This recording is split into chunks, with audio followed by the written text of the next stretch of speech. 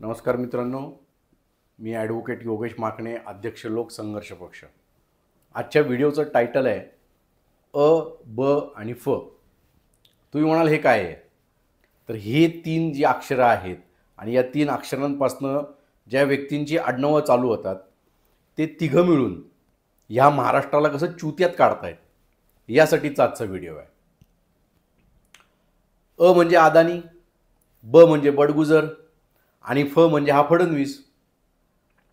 ज्या फडणवीसनी या महाराष्ट्राला अनेक वेळा नैतिकतेचे धडे दिले, नैतिकतेची भाषणं केली, नीतिवत्तेची भाषणं केली, आज हा फडणवीस किती खालच्या थराला गेलेला आहे याच्याबद्दलची हा व्हिडिओ आहे.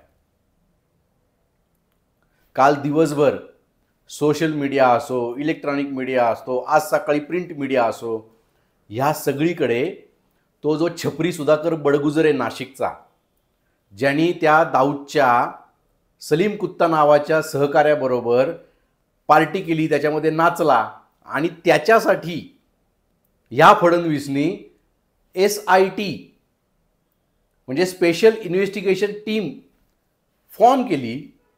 तिचं पुढं काय झालं कोणाला माहीत नाही. त्या छपरी बडगुजरला या भ्रष्ट जनता पार्टीने काल त्यांच्या पक्षामध्ये प्रवेश दिला. आता हे काही नवीन नाही राहिलेलं. भ्रष्ट जनता पार्टीनी ईडीग्रस्तांना, भ्रष्टाचाऱ्यांना, हे असले गुन्हेगारांना स्वतःच्या पार्टीमध्ये स्थान देऊन वर त्यांना इलेक्शनचं तिकीट देऊन त्यांना निवडून आणणं आणि त्या विधिमंडळात बसवणं किंवा लोकसभेमध्ये बसवणं हे काय आता आपल्याला नव्याने नाही राहिलेलं.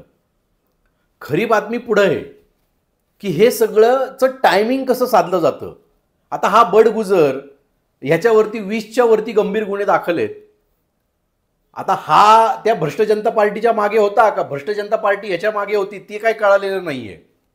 पण हे दोघं एकमेकांच्या अनेक महिने संपर्कात होते आणि भ्रष्ट जनता पार्टीला देखील या छपरीला घ्यायचं होतं, पण टायमिंग साधायचं होतं. आता टायमिंग कुठं आहे मित्रांनो? तर टायमिंग आहे अदानीपाशी.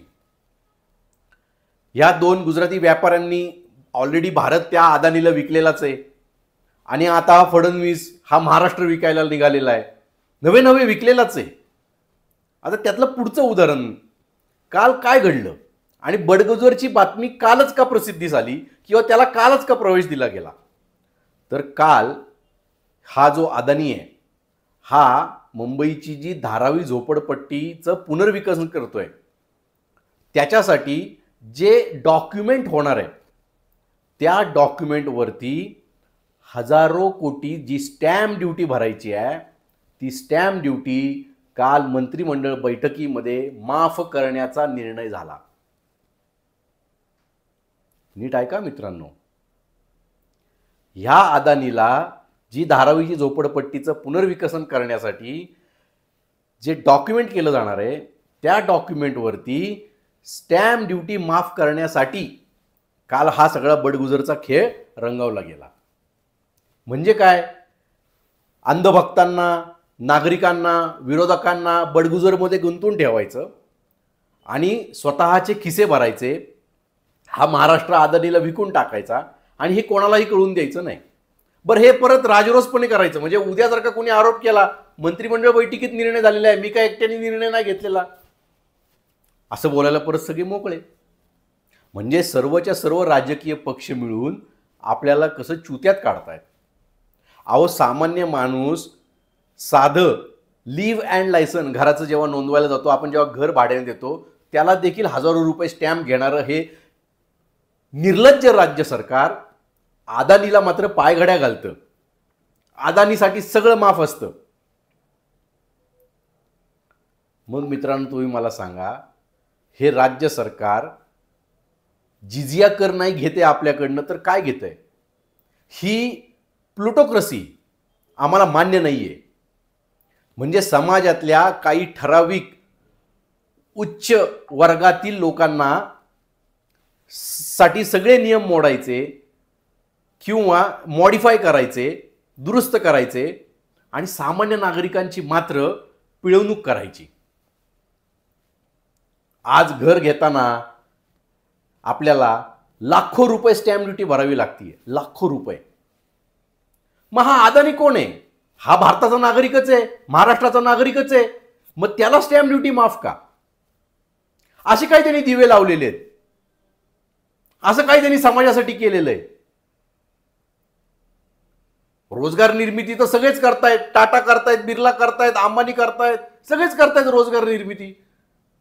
अहो साधा रस्त्यावरचा वडापाववाला, त्याचा जो शेजारी असिस्टंट असतो तळणारा, ती पण एक रोजगार निर्मितीच आहे. मग त्याच्याकडनं टॅक्स घेऊ नका. म्हणजे कशा प्रकारे हे सगळे मिळून, आणि त्यातल्या त्यात हा फडणवीस हा आपल्याला कसा चुत्यात काढतोय. तर सगळ्यात पहिल्यांदा तर लोकसंघर्ष पक्ष त्या अदानीला जी स्टॅम्प ड्युटी माफ केलेली आहे त्याचा निषेध करतं. अदानीकडनं त्या कॉन्ट्रॅक्टची पूर्ण स्टॅम्प ड्युटी वसूल झालीच पाहिजे. आज त्या हजारो कोटीमधनं महाराष्ट्राच्या जिल्हा परिषदांच्या शाळा दुरुस्त होऊ शकतात. आज त्या हजारो कोटींमधनं महाराष्ट्राच्या प्रशासनामध्ये नोकर भरती होऊ शकते. एकीकडं लाडक्या बहिणीमुळे राज्य सरकार पूर्णपणे डबघाईला आलेलं आहे, तिजोरीमध्ये खडखडाट झालेला आहे. आणि अशा वेळेस तुम्ही एका फालतू बिझनेसमनसाठी स्टॅम्प ड्युटी माफ करता. अहो निर्लज्ज, किती निर्लज्जपणाचा कळस आहे हा, किती निर्लज्जपणाचा कळस आहे. कुठेतरी थांबा आता. का आम्हाला विकूनच तुम्ही आता शांत बसणार आहात?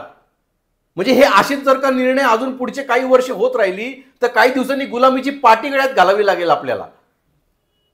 आणि हे लोकसंघर्षाला मान्य नाहीये. लोकसंघर्ष ह्याच्यासाठी वेळोवेळी लढा देणार, वेळोवेळी आवाज उठवणार. आणि या भ्रष्ट जनता पार्टीचा तर पहिल्यांदा जाहीर निषेध आहे. जय हिंद, जय महाराष्ट्र.